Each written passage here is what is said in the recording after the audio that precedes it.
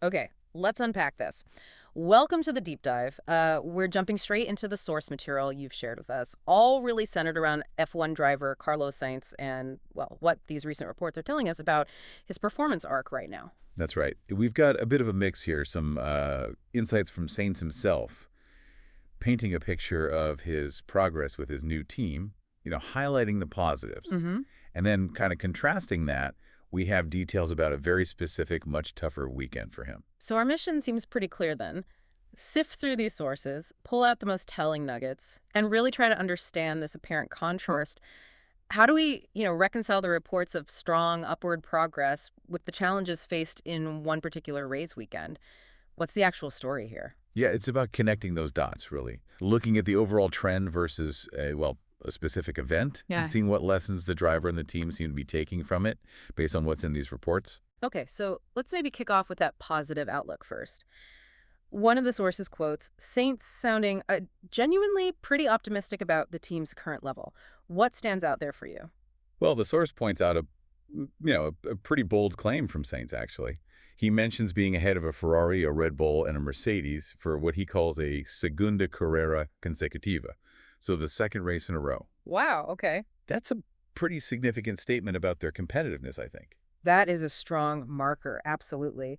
And it's kind of remarkable because, as he notes in the sources, this was still very early days, wasn't it? Only his sixth race with the team, yet he feels they're already operating un nivel muy alto at a very high level. Mm. That phrase alone is a crucial insight into how he sees their baseline performance already. Yeah, it speaks volumes about how quickly they might be finding their rhythm together, right? Saints really emphasizes the critical need for confidence in the car, especially on circuits where you're really, pushing the limits. Mm-hmm. Being able to lean on the car, tan al límite, so close to the limit even this early in his adaptation period, he sees that as a muy buena señal, a really good sign.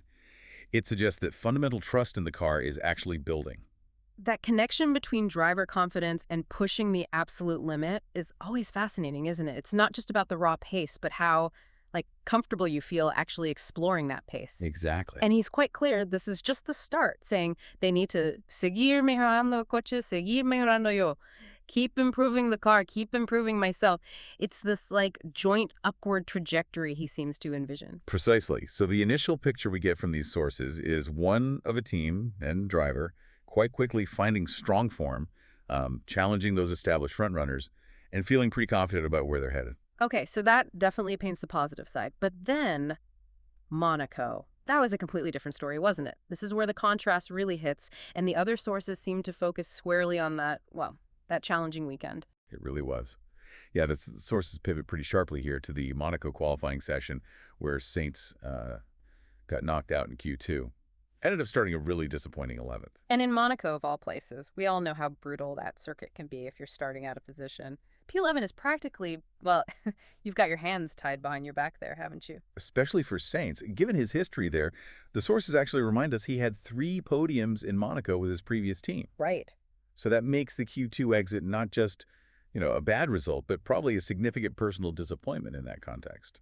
So digging into why that weekend was such a struggle, what do the sources tell us about Sainz's immediate reaction, his explanation? What did he feel was the core issue? His reaction, as it's reported in the sources, was very direct, very blunt, actually.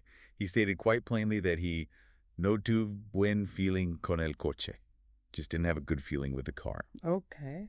And he added, no he llegado a ir cómodo ni confiado en ningún momento. Basically, he never felt comfortable or confident at any point during that weekend. And he links that lack of feeling directly to, what was it, the amount of setup changes they were making? Exactly. That seems to be his primary explanation, according to these sources. He felt they were just making too many changes. He uses phrases like, cambiando el setup del coche cada media hora, changing the setup every half hour. Wow. It says flatly, so demasiados cambios, just too many changes. Changing the setup every half hour that sounds chaotic, honestly.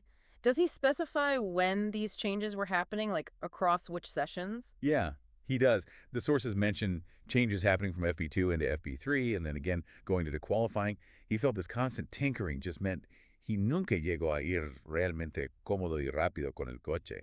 He never actually got properly comfortable and fast with the car. They were just chasing something. Yeah, chasing something and, well, just couldn't seem to find that sweet spot. And what happened specifically in Q2 then when it really counted? Well, he describes trying different tire strategies. Hemos jugado con la media y con la blanda, playing with the medium and the soft tires. Right. But in doing so, he says, he perdido confianza. He lost confidence in his rhythm. Then, on that crucial final lap, he immediately felt the rear slide. Se desli mucho de atrás. Ah, okay. He just felt the grip he expected wasn't there, and that's ultimately why he couldn't improve his lap time enough to get out of Q2. That detail about the rear sliding is so key, isn't it? Yeah. Instantly tells you the car wasn't balanced or, hooked up properly. There's also that interesting little anecdote about Albon in Q2, wasn't there? Yes, yeah. Sainz noted Albon's really strong pace in Q2. I think he was third fastest, but then a bit of a drop-off in Q3. Huh. And Sainz even sort of lightheartedly mentioned looking into it, maybe some magia negra, black magic on the tire or something. Oh. It's a small point, but Yeah. it kind of speaks to how unpredictable and sensitive performance can be, especially on a track like Monaco. Yeah, definitely. So, okay, given this difficult Monaco weekend, what are the implications then? And the sort of forward-looking outlook for the team, according to these sources, what's the takeaway for them? Sainz seems pretty pragmatic about it. He concludes that the team has De Beers homeworks, specifically on street circuits. They need to encontrar algo más, or progresar, find something more, progress on these types of tracks. Monaco basically exposed a weakness that needs some targeted improvement. So they see this as a specific area needing work, kind of separate from the overall progress they feel they're making. Looking just at the Monaco race itself, did he mention anything about strategy from P11? Yes, he said they needed to pensárselo bien, think it over carefully, regarding strategy for the race. He noted that the 2 mandatory pit stops allowed for, I think the phrase was, something more of variety. Something more of variety. Okay, maybe slightly awkward phrasing in English, but the gist is clear. The mandatory stops opened up strategic possibilities you might not have with just one stop, right? Exactly, yeah. It gave them options. Yeah. He also expressed a really clear desire to ir à l'attaque, or attack, from P11. He understood the risk, but felt, starting out of position meant they kind of had to try something